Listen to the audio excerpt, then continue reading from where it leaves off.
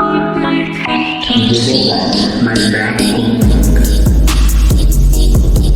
fortnight ago, Roman lit a fire in the hearth. By demonstrating his forging skills with the flame, he took the heat that came in from all directions.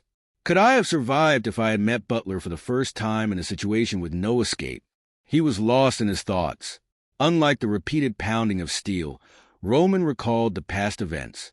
At that time, I couldn't guarantee victory. I was able to defeat Butler in the Battle of Warriors because I had time to prepare. But if I had met him for the first time and wasn't ready to go against a 5-star swordsman, maybe I would have made an arrogant choice based on my past life memories. He wasn't arrogant. It was just due to the difference between his two lives.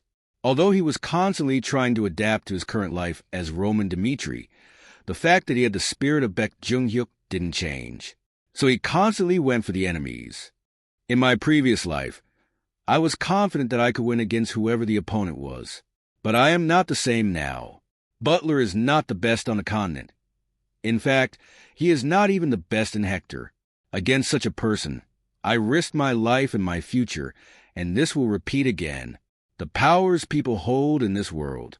My current level makes it impossible for me to consistently live and win battles against them. He pounded on the steel. It was funny. He had done many things in his life as Roman, but he wasn't fully prepared to handle a fight. And if he lost, it would be his own responsibility. Excuses such as the opponent being stronger and unexpected things happening are meaningless. I need to be prepared even in such situations. Even if I face a better swordsman than Butler, I must be able to take off their head without losing my position. The top spot was lonely. He couldn't expect someone else to do his role, and his weak heart would not suit being at the top. So he endured because it was a life he wanted. Even if it added a burden on him, Roman wasn't thinking of ever giving in to someone. The fire continued to burn, and Roman constantly pounded. Slowly, very slowly, Roman's consciousness plunged into the flames. Time passed. While the sun rose and set, Roman didn't step out from the forge and repeated the constant pounding of steel in front of the fire. His mouth felt dry. His face was red from the heat. His body was showing symptoms of burns, and he felt dizzy too. All this time, he hadn't taken a sip of water or even a grain of rice, so his body was telling him that he had reached his limit. Yet his eyes didn't waver. As his mind became twisted with thoughts, Roman focused solely on his purpose. I need a new sword that can accept me. He was in a state of trance, focused on the present. Pounding on the sword, he constantly struck it at equal intervals. Shock rose, and crimson flames shot up in all directions. Hunger, fatigue, and heat were clouding his senses, but he continued taking deep breaths to keep from collapsing. Phew! Infernal divine arts. Gulping the flames, he absorbed the mana in them. Except for his heart, it would burn away all the impure things within his body. A simple knocking of steel. Using the sword and flame as mediums, Roman tried to transform his body into an ideal one. Roman's skin melted. His skin was oozing. The burns had peeled off, and his new skin was pale as snow. Second body reformation. Roman, once again, began to change excellently. Now for Roman, the cold and heat had no effect. Second body reformation is done, and I have laid the foundation for entering a new stage. The accepted mana was seething inside his dantian, with mana that seemed to explode at any moment. Roman concentrated and slowly changed the surrounding environment. 1, 2, he could feel the energy. Before long, the energy rushed to Roman. Quang, rumble, the explosiveness it held. It was Butler.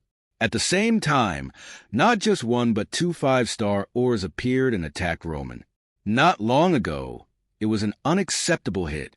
Like a candle flickering in the wind, Roman's existence seemed to be in jeopardy. 2 projections of Butler's attacked on Roman at the same time. Roman recalled that the technique of the heavenly demon is split into 3 parts. 3 moves for the first part, 3 moves for the second part, 3 moves for the third part. Roman closed his eyes and focused while 2 attacks headed towards him. Roman grabbed his sword while thinking, I was only able to use the first part so far, but it's now different since I have gone through the second body reformation.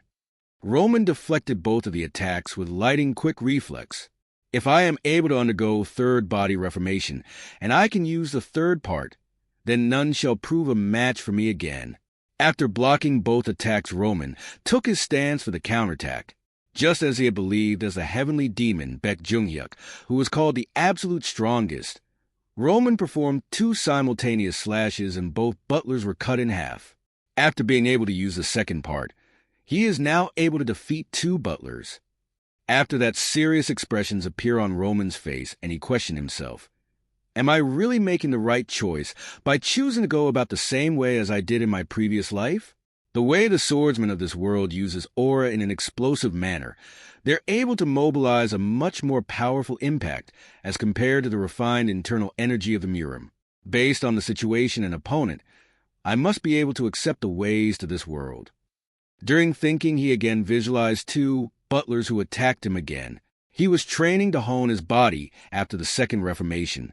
With a crazy expression, he looked at their attack and said to himself, I shall rid myself to the notion that the present usage of aura is completely wrong, so that I can reach the middle ground between my present and past life. He attacked with Heavenly Sword Technique, second part, third move. Energy in the form of purple slashes spread and hit butlers. A huge explosion of the purple energy engulfed the area. Both butlers meet their end with this attack, while Roman was standing in a cool pose. This attack also had recoil, due to which Roman spit out blood from his mouth. At that moment, the sword broke. Roman used Dimitri's famous sword to train. The condition of the sword wasn't so bad. However, it couldn't fully accept Roman's power, but Roman could only smile when seeing the blood drip down. This is really fun. The present life. At one point, he thought nothing could be special. By following the path he had already experienced in his previous life, he hoped to just relieve the boredom he felt. I thought Heavenly Demon's methods were perfect. The new method I adopted now in this new world is in a completely different direction. This means that Roman Dimitri's Heavenly Demon Sword Technique has room for development. He took a deep breath. Even though he hadn't eaten anything, the fullness of these feelings filled him up. There was no one ahead. And Roman looked up at the clear sky and thought, I hope there are many variables in the world I do not know about. The trials of this world would make me able to live as a human. Life as Roman Dimitri. I fell from the apex to the bottom, but once again, I will rise up. New strength, new goals. It was an, Lord, are you all right? Suddenly people came. Roman's men, including Chris, arrived there with fear on their faces. The moment they arrived at the scene, they felt it. Nothing had happened to Roman, but rather it seemed that he had created this tragic scene ahead. How did this happen? They were shocked. The area around the forge was ruined, as if an archmage used a high-level magic circle. The surroundings were destroyed. It was impossible with human power, but they gulped as they saw the traces of destruction. Their face became pale looking at the destruction. Watching their reaction, Roman said, I am fine. Stand down. Chris and other bows their head and replied, Yes, my lord. We will go back right now. When human meet a wall that they can't climb, they will simply stand in awe and watch. Chris was a weak human, like any other. He bites his lips and thought, Our Lord has gone on to the next level. Just what the hell was I doing? My Lord is advancing while exhausting his body out endlessly. Just what was I so confident about that I could act so carefree and look after how subordinates were? Someone like me, I can't be satisfied with just winning the swordsmanship competition this time around. I must obtain overwhelming victory and defeat all my enemies. All 3 of them turn around and walk away from Roman with determination that they must get stronger. He looked down at the sword. What would be a good name? Salamander Blaze. If the previous one meant new life, then the present self is what the third one should express. Sword of the Heavenly Demon. An existence that would plunge the opponent into darkness. I will call you darkness. Roman drew the sword inside as the training came to an end. Heading back to the mansion, Chris walked along Roman's side and reported what had happened. Last month, As the Lord said, we have done infinite amounts of training to improve ourselves. We conducted constant fights at 3-day intervals, and as a result, the 6 swordsmen with the highest win rate got selected. And this is the list. He was given the list. Upon checking it, there were familiar names. Chris, Kevin, Vulcan, Pookie, McBurney, Henderson. The first 4 people on the list were as expected.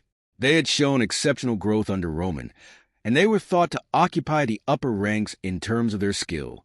However, the last 2 were unexpected. Chris asked, "Do we proceed with this?" "We will proceed with this." But he looked at the men who appeared determined and gave them a reason to win. "This is a tournament under my name. I believe that there is no such thing as a beautiful defeat in the world. Prove to the people that you are the type of person that deserves to be with me." "We will." They were going to follow it, and they expressed their will to win. "I look forward to it." With those words, the subordinates were ready to risk their lives. And just like that, it was now time for the tournament. On the day before the tournament, Dimitri was crowded with people. Roman held the tournament for the sake of interest in the Northeast, but that wasn't all. "Are you attending it?" "Of course. It is a tournament that gives 100 gold, so why wouldn't I? It will be unfortunate if I don't go now. I need to show how terrifying the sword of a mercenary that has been polished in wars is." "Mercenary, huh? I hope you fall into the group with Chris and lose from the start." "You bastard." Kevin is someone to be careful about too.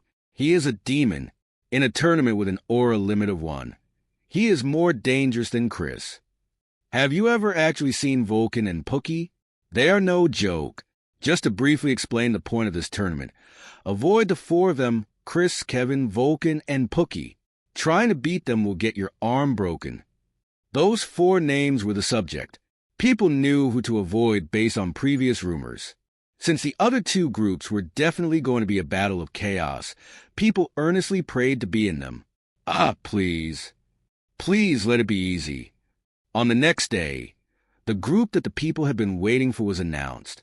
It was a situation of both joy and sorrow. Even among the Northeast Nobles Alliance, there were joys and sorrows. And one noble had a gloomy reaction to seeing Chris's name on the list. "I will have to deal with Chris. 1 month. 1 month of doing everything. And it was a situation of using just a 1-star aura, but the opponent here was Chris. There is no need to be so desperate, right? Aren't the swordsmen of the Baron outstanding? Of course, that doesn't mean Chris is weak, but if they give up and lose motivation, it won't work. The nobles, they were the ones who avoided the subject of carelessness. In particular, Viscount Conrad couldn't hide his joy that a different person was chosen for Chris's group. McBurney, I will take that moron out. For this tournament, everyone, this tournament isn't an individual thing. If anyone produces a winner here, we will claim our rights against Dimitri. So keep the pride in you. Even against Chris, we cannot show a broken spirit. We will win the title and lead the Alliance to victory. Right. Let's smash them." People were now feeling enthusiastic. Their eyes changed and everyone shouted, "Take down Dimitri." This tournament was an amazing chance. After this, Dimitri would no longer be able to raise his voice against them.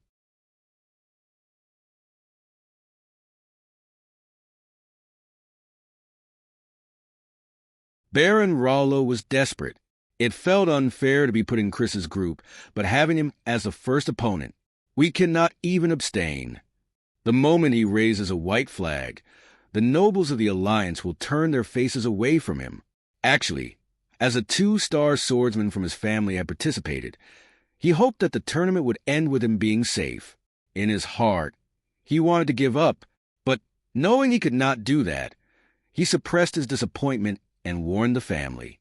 "Max, keep this in mind. You do not have to push yourself against Chris. Our goal is not to tarnish the name of the Alliance, but there is no reason to put yourself in a dangerous situation trying to win. Lord, trust me. From the moment I decided to participate in the competition, I trained hard to win. I know that Chris is a great swordsman, and I even heard about how great he is, but he is also a 2-star swordsman like me, so there is no reason for me to back away in fear. In the meantime, I prepared everything in the hope of meeting him, so just trust me this once. Max! He was shocked at the dignified nature the man was showing. Listening to Max, it didn't seem like Chris was invincible. Baron Rallo said, I get it. Do your best out there. Do your best against Chris, and if you think of it as impossible, then withdraw without another thought. I will pull up a white flag if I think you are in danger. I understand. His emotions were melting. He was a loyal servant, and his lord cared for him. He thought of a miracle. If Max could defeat Chris, it would be a great chance to leap higher. This is a chance. It will leave a deep impression on the people. And he went up. Round 1. Believe in him, and like that, in just 3 seconds, Max fell with blood splashing. Chris's appearance was different from usual. He looked at his opponent on stage with fierce eyes, like a sharply forged sword. Hey there, thanks for joining us today. If you had enjoyed watching our content, don't forget to show some love by hitting that like button and subscribing to our channel. It would really mean a lot to us. We have a lot of amazing content that we would love to share with you. So make sure to subscribe to our channel and turn on your notifications to never miss out on another one of our videos. Thanks again for watching, and we hope to see you again soon.